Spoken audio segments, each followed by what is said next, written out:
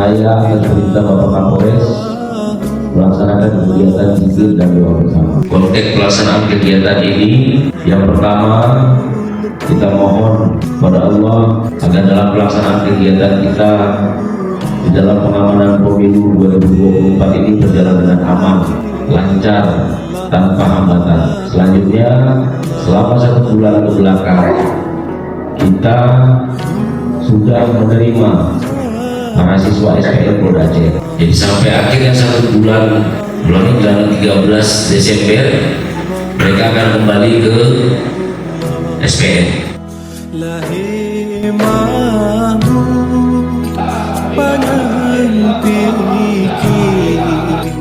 تذيك لا إله